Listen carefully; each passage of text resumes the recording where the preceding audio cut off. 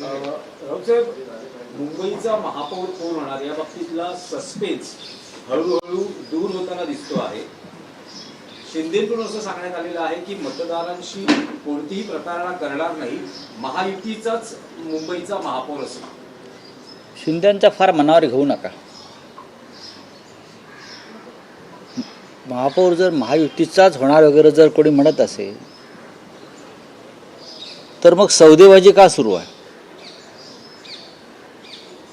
सौदेबाजी का सुरू आहे?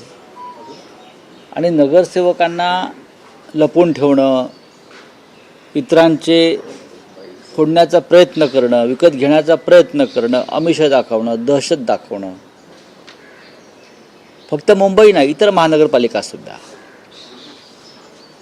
तर मतदारांशी प्रतारणा करणार नाही याचा अर्थ असा असतो, एखादा नगरसेवक, एखादा आमदार, एखादा खासदार हा जर एखाद्या पक्षावर किंवा चिन्हावर निवडून आला असेल तर पुढली 5 वर्ष तो त्याच चिन्हावर त्याच पक्षात राहून त्याने काम करणं गरजेचं आहे.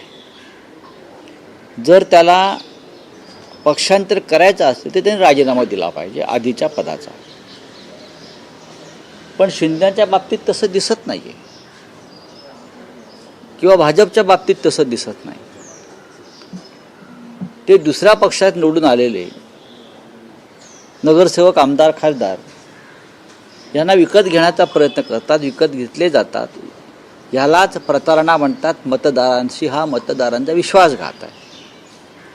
किंवा पैशाच्या ताकदीवर, भ्रष्ट पैशाच्या ताकदीवर निवडणुका बिनविरोध करून घेणं आणि समोरचे जे लोक असतात आपल्या पक्षासमोरचे त्यांना पैशाच्या बळावर माघार घ्यायला लावणं आणि मतदारांना मतदानापासून दूर ठेवणं याला सुद्धा मतदारांची प्रतारणा म्हणतात.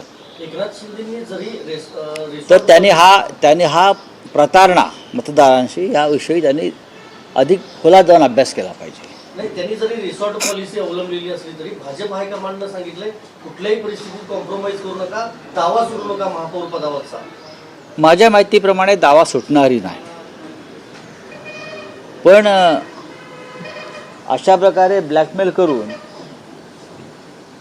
काही दुसरं पदरात पाडून घेता येईल का? म्हणजे त्यांना स्टँडिंग कमिटीमध्ये इंटरेस्ट असतो. तिथे पैशाचे महापौरांना फार अधिकार नाही, ते शोभेचं पद आहे.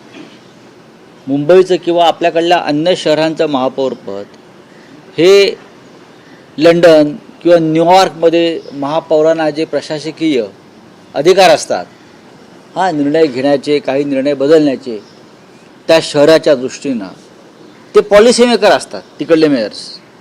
तसे आपल्याकडल्या मेयरना अधिकार नाहीत. त्याच्यामुळे स्टँडिंग कमिटी जिथे पैशाचे किंवा ठेकेदारीचे, टेंडरचे घोटाळे केले जातात तिथे या लोकांना इंटरेस्ट आहे.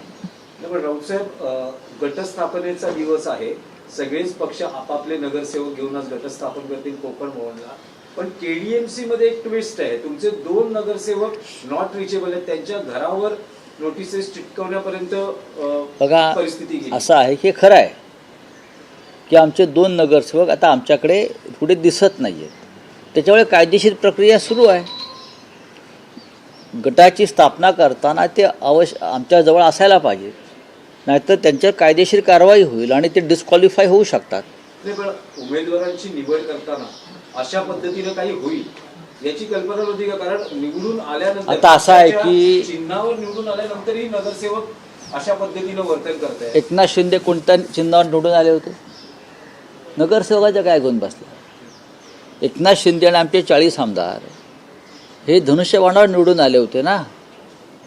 मग तेव्हा जे तुम्ही म्हणताय की तुम्हाला अशी कल्पना नव्हती का? कोणालाच काहीच कल्पना नसते. आपण विश्वास ठेवतो आपल्या माणसावरती, त्यांना उमेदवारी देतो, त्यांना ताकद देतो, त्यांना मोठं करतो आणि मग हे असे पक्षांतर करत असतात. त्याच्यामुळे नगरसेवकांमध्ये त्यांचा जो बाप आहे तोच पक्षांतरातून निर्माण झालेला आहे, बरोबर. त्याच्यामुळे आता ह्यांच्यावरती काय विश्वास ठेवणार? शिंदेच्या शिवसेनेने हॉटेल पॉलिटिक्स केलं तर आता भाजपने त्यांच्या नवनिर्वाचित नगरसेवकांसाठी फरमान काढलंय 10 दिवस मुंबई सोडून जायचं नाही. भाजपच्या प्रत्येक नगरसेवकावरती वॉचडॉग ठेवलेले आहेत.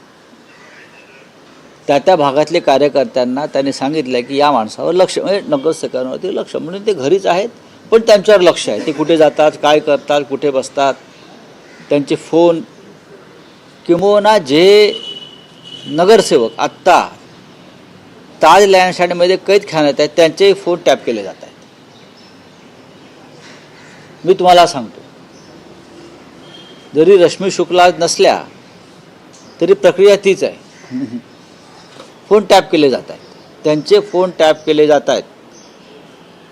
जे ताज लँडसेंटच्या कैदखान्यामध्ये बंद आहेत त्यांचे फोन टॅप केले जातात. भाजप आपल्या स्वतःच्याच नगरसेवकांचे फोन टॅप करत आहे. 30 जानेवारीला महापौर मी तुम्हाला कालच म्हणालो ना, राहुल शेवाळे दिल्लीत गेले. मी तुम्हाला कालच म्हणालो ना की दिल्लीतून चाव्या मारल्या जात आहेत म्हणून. तुम्ही ऐकलं असेल की मी असं म्हणालो की मुंबईचा महापौर कोणी दिल्लीतून ठरवलं जाईल. हे आतापर्यंत इतिहासात घडलं नव्हतं. नाही, राऊतसाहेब, म्हणजे मुंबईचा महापौर ठरवण्यासाठी शिंदे गटाच्या नेत्यांना किंवा पुढाऱ्यांना जाऊन अमित शहांच्या पायाशी बसावं लागतं. हे मी वारंवार सांगतोय. महापौर मुंबईचा आहे, महाराष्ट्राचा आहे, आणि शिंदे आणि त्यांच्या लोकांना दिल्लीत चक्रा माराव्या लागत आहेत. हाच महाराष्ट्राचा अपमान आहे. नाही राऊतसाहेब, दिल्लीऐवजी आता आंतरराष्ट्रीय स्तरावर गेले. दावोसमध्ये सुरू आहे मुंबईचा महापौर कोण होणार. नाही, दावोसमध्ये मुख्यमंत्री दावोसमध्ये आहे. उद्योग मंत्री शिंदेचे जे विश्वासू आहेत ते उदय सामंत दावोसमध्ये आहेत. एकनाथ शिंदे आणि मुख्यमंत्र्यांचं फोनवर बोलणं सुरू आहे.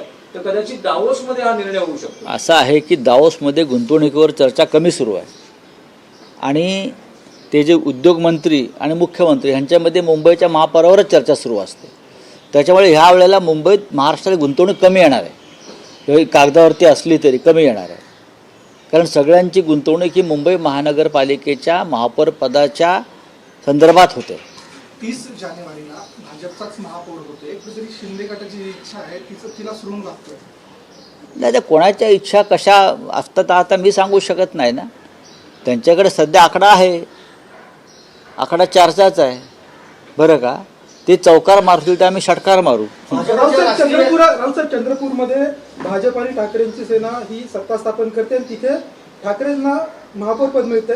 तशीच परिस्थिती मुंबईत येऊ शकते. बघा, चंद्रपूरचा विषय अद्याप पूर्ण व्हायचा आहे आणि त्या संदर्भात अंतिम निर्णय झालेला नाही कोणत्याही प्रकारचा. नक्कीच आमच्याशिवाय तिथे महापौर कोणाचाही बसणार नाही, हे खरं आहे. एका बाजूला काँग्रेस आहे, दुसऱ्या बाजूला भारतीय जनता पक्ष आहे. स्थानिक विषय लक्षात घेऊन शिवसेना पक्षप्रमुख निर्णय घेतील. आज दिल्लीमध्ये राष्ट्रीय अध्यक्षपदाची प्रक्रिया चालू आहे, भाजपच्या राष्ट्रीय अध्यक्षपदाची. त्यासाठी सगळे नेते दिल्लीत गेलेत. त्यांनी केंद्रीय नेतृत्वासमोर असं म्हटलेलं आहे की स्ट्राईक रेट भाजपचा कमी आला. एकनाथ शिंदे यांनी जास्त जागा लढल्यामुळं नुकसान झालं भाजपचं, असं थेट केंद्रीय नेतृत्वासमोर मांडलं. हा त्यांचा अंतर्गत प्रश्न आहे. महानगरपालिका निवडणुका संपलेल्या आहेत. निवडणुकांचं एक वर्तुळ पूर्ण झालेलं आहे, लोकसभा ते महानगरपालिका. भविष्यामध्ये एकनाथ शिंदे यांना आपल्याबरोबर ठेवायचं की नाही याच्यावर सुद्धा दिल्लीमध्ये लवकरच चिंतन आणि मंथन सुरू होणार आहे. राऊतसाहेब, जी सतत विरोधी पक्ष मागणी करत आलेला आहे की बॅलेट पेपरवर निवडणुका घ्याव्या. कर्नाटकमध्ये स्थानिक स्वराज्य संस्थांच्या निवडणुका या बॅलेट पेपरवर होता. तेलंगणात झाल्या स्थानिक स्वराज्य संस्थांच्या निवडणुका बॅलेट पेपरवर झाल्या. राज्यातल्या निवडणुका कशा पद्धतीने घ्यायचा हा अधिकार राज्य निवडणूक आयोगाचा असतो, आणि तेलंगणामध्ये भारतीय जनता पक्ष 5व्या क्रमांकावर गेला. कर्नाटकामध्ये सुद्धा या निवडणुका बॅलेट पेपरवरती होतील आणि तिथे यापेक्षा वेगळा निकाल लागण्याची शक्यता मला दिसत नाही. कुठे नाही, म्हणजे शाहीमध्ये घोटाळा होता ना. जर मार्कर आणि शाई बदलावी लागली याचा अर्थ तुमच्या शाईमध्ये घोटाळा होता आणि या बनावट शाईनं तुम्हाला काही जागा जिंकून दिल्या. राऊतसाहेब, आणखी एक आहे की परवा बाळासाहेब ठाकरेंचं जन्मशताब्दी वर्ष सुरू होत आहे. काही पक्षातर्फे काही कार्यक्रम आहे का? आहे ना. काही घोषणा केली जाणार? बघा, पक्षातर्फे 23 तारखेला बाळासाहेबांच्या शताब्दी वर्षाला जी सुरुवात होते आहे तर नक्कीच कार्यक्रम असणार, सोहळा असेल. फक्त जागा जी आहे ती आता दुपारपर्यंत बहुधा षण्मुखानंद हॉललाच हा कार्यक्रम होईल. शिवसेना आणि मनसे यांनी हा कार्यक्रम एकत्र करावा अशी आमची भूमिका आहे आणि त्या संदर्भात सन्माननीय राज ठाकरे महाराष्ट्र नवनिर्माण सेनेचे प्रमुख यांच्याशी आमची चर्चा झाली. शिवसेना आणि राष्ट्रवादी काँग्रेसमध्ये जी फूट पडली त्यानंतर चिन्ह तिकडे दिलं गेलं, त्या विरोधात तुमच्या ज्या याचिका दाखल आहेत त्याच्यावर उद्या सुनावणी होते. तुमच्या गटाला 3 तासांचा युक्तिवादाचा वेळ आहे, राष्ट्रवादीला म्हणजे अजित पवार आणि एकनाथ शिंदे यांच्या गटाला 2-2 तासाचा वेळ देण्यात आलेला. या सगळ्या संदर्भात काही नाही, उद्या पाहू ना, तारीख पडते की देवतेचा अंतरात्मा जागा होतो बरं का. आतला आवाज जो असतो ना तो जागा होतोय आणि संविधानाची किती बूज राखली जाते हे उद्या आम्हाला कळेल. न्यायाधीशांचं एकूण कल असं आहे की 2 दिवसात अंतिम सुनावणी पूर्ण ती करून चांगली गोष्ट आहे. निकाल चांगली गोष्ट आहे, चांगली गोष्ट आहे. आम्ही त्याचं स्वागत करतो. चिन्ह मिळेल असं वाटतं. 23 जानेवारी नाही, मी आता काहीच सांगत नाही. आम्हाला खरं म्हणजे आम्ही याचिका दाखल केल्यावरती पहिल्या 2 महिन्यातच चिन्ह मिळायला पाहिजे होतं. अत्यंत बेकायदेशीरपणे एकनाथ शिंदेच्या बेकायदेशीर पक्षाला 4 महत्त्वाच्या निवडणुका चिन्हावर लढू दिल्या. हे संविधान विरोधी आहे.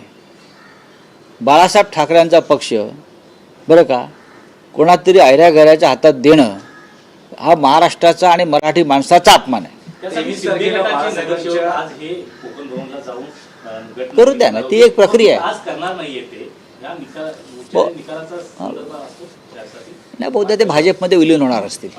या निवडणुकीमध्ये गुजरातचा मुद्दा गाजला. त्याच्यानंतर सुद्धा पालघर जिल्हाधिकाऱ्यांनी गुजरातच्या पाठ्या सूचना फलक म्हणून अनेक ठिकाणी पालघरमध्ये लावलेले आहेत. त्यामुळे गुजराती भाषेचा कळवळा अजूनही संपलेला दिसतो.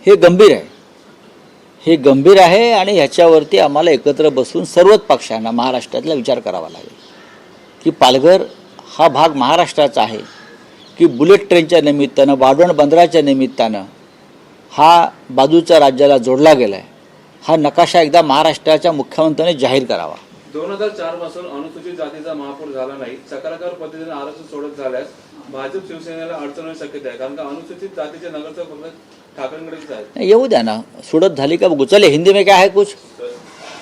सर, ये बेंच जो है वो दिल्ली में डिसाइड हो रहा है, इस बारे में क्या कहना है? ये पहली बार इतिहास में हो रहा है.